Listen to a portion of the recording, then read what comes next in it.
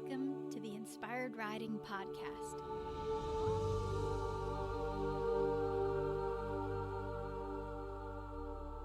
I'm your host, Beth Lauren Parrish. As a certified riding instructor, remote coach, and animal communicator, I bridge the gap between your inner and outer worlds as you strive to enhance all aspects of your riding. I'm here to remind you that you are powerful and more than capable of changing your reality with your horse time. Let's slow down, trust our intuition, and listen to our horses. Take a nice deep breath and release any tension you're holding on to right now. Excellent. Here we go. As promised in the previous podcast, I want to share with you the power tools that open the door to having conversations with your horse on an energetic level. I'm going to take you through all of the steps that I use before, during, and after an animal communication session. Please note, if you have any questions that come up, feel free to reach out to me through my website, inspiredriding.com. First, be sure you're sitting up and have your feet on the ground. If you're short like me, you might want to place a pillow behind your back. Let's begin by taking another nice deep breath. In through your nose, out through your nose. Then begin to really listen to your breath. See if you can make it audible. It'll begin to sound like ocean waves. Send some love and appreciation to your whole body.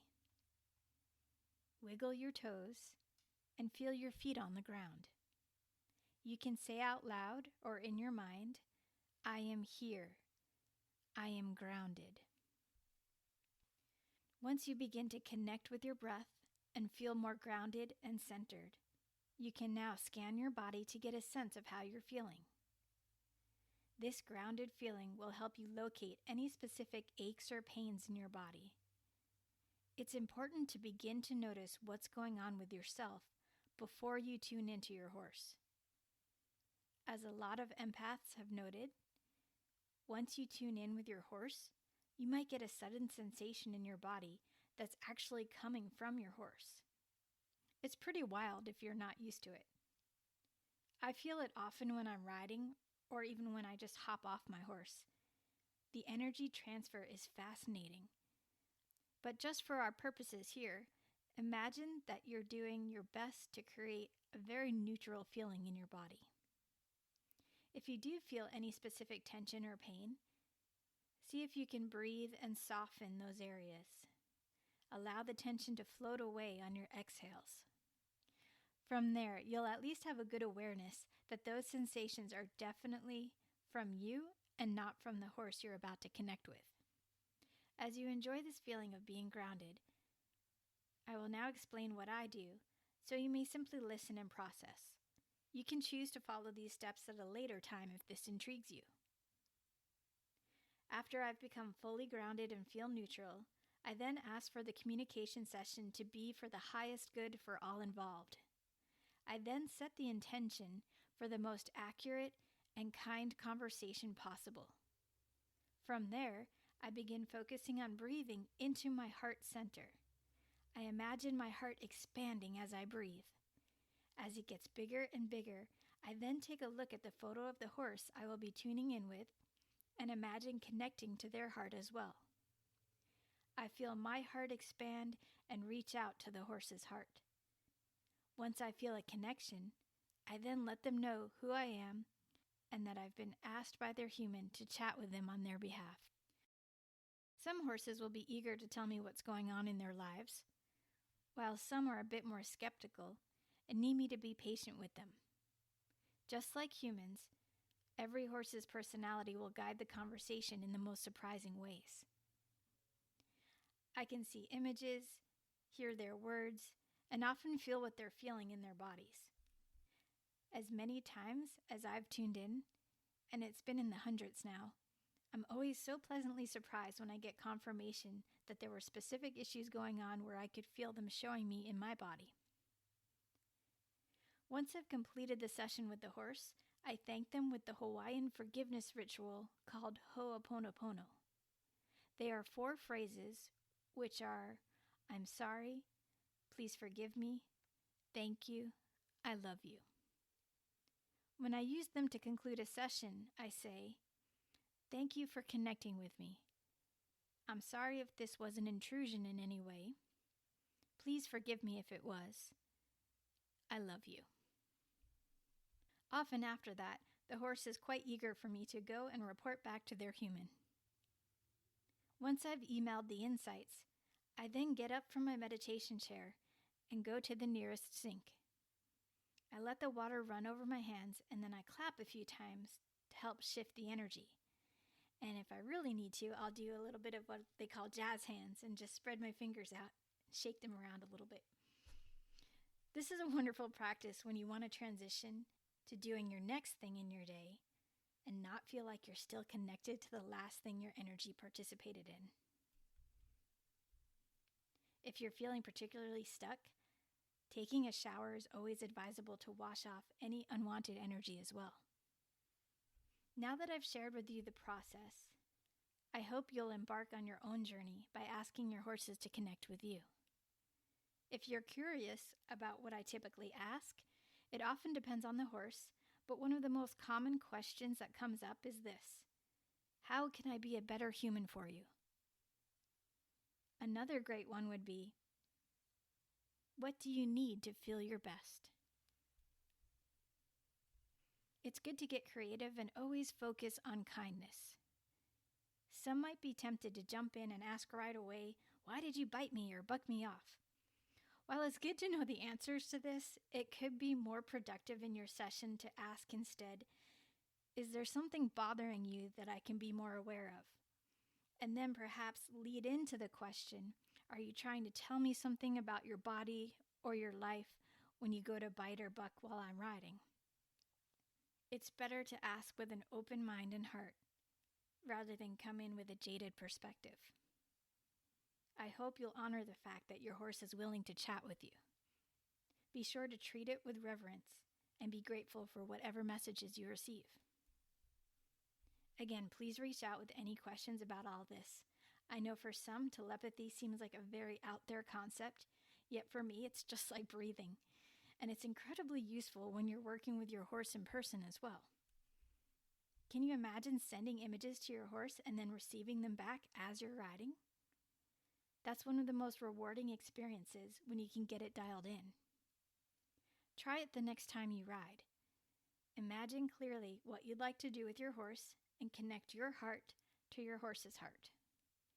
Notice what comes up. You might get another image, a word, or just a feeling. If you're unsure about the message, ask your inner guidance to give you a clear yes or no feeling. Remember that from the last podcast? Just keep practicing with tapping into what feels true, and then you'll have less doubts about what information you're receiving from your horse. Here's an example of how I was using this during a ride.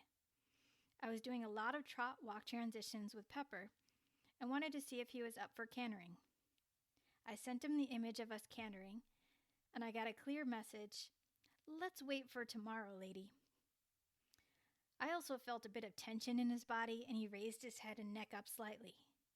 I honored all of that and relaxed my body and gave him a scratch on the neck. He relaxed as well, feeling like I got the message. I ended the ride, and then for our next ride, he offered the most beautiful canter transitions. That ride felt amazing because he was so happy that I listened to him, and he rewarded me the next time with giving me even more than I expected. Also, before I ride, I use my handy companion journal for inspired riders that I created at the beginning of the year. It prompts me to write down my goals, asks how I'm feeling, and also has me ask my horse what he feels like doing in our session. When I'm done riding, I can then write down what we did, what felt great, what needs to change, and there's even a section to tune in with your horse to ask what's needed to improve our next ride.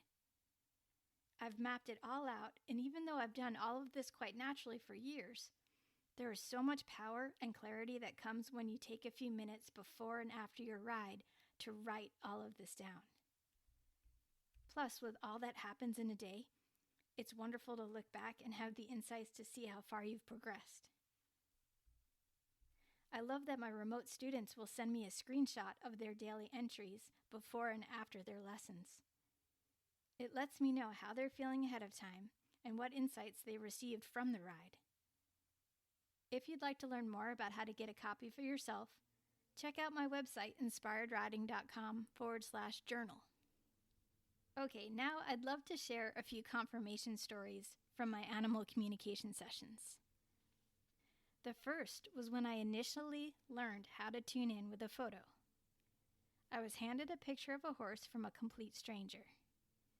I followed the steps I explained earlier and was shown this entire horse's world. I could see the mare he had a crush on, and boy did he love her, oh my goodness. I saw the color of the barn. I saw a big arena where he was being ridden with these beautiful rolling hills in the distance. I could still see it in my mind. And then I saw him turning to bite his human's boots while she was riding him. He's a pretty feisty little guy. Anyway, all of these details were completely confirmed by his owner. And I was just astounded and really excited to know it was truly possible to receive this information in this way. And then the same woman who I exchanged photos with connected with my childhood dog that had since passed away many years before. That moment was also a beautiful confirmation that we can also commune with our animals in spirit. My old dog told her all about me and how I acted as a child, and even some of the clothes that I wore. And then she even described what the inside of my childhood home looked like, to the point where she described a really specific type of tile floor that is not that common. And it just impressed me so much. I knew there was just no going back. Most recently, a lovely gray Arabian was so excited to show me his new toy. It was one of those jolly balls that had a large handle he could pick up with his teeth. It was a blue ball, and I could see him picking it up and tossing it around. I could feel his joy and excitement about it. The coolest part of that interaction was that the owner told me that she had just purchased that jolly ball the day before. Well, he clearly loved it. He just couldn't wait to show me. And finally, my favorite confirmation actually came from a dear old cat. He told me that he loved it when his owner would sing to him, and I got very clearly it was the song, "You Are My Sunshine." What was interesting about the session is when I told the owner about this, she replied that she doesn't sing. So I just shrugged it off and went, okay, well, maybe I just got something wrong. It is what it is, and that's something I've learned. I just have to become really neutral about any confirmation or not. I just keep doing my thing. Well, the next day, she suddenly remembered that she did wrap him in her arms 2 weeks previously, and guess what? She actually sang that exact song, "You Are My Sunshine." That gave me the chills when I read that message. Those are the moments that remind me to keep helping animals and their humans. It's my hope that more and more people will be open to this way of communicating, and I can simply enjoy cheering everyone else's relationships on.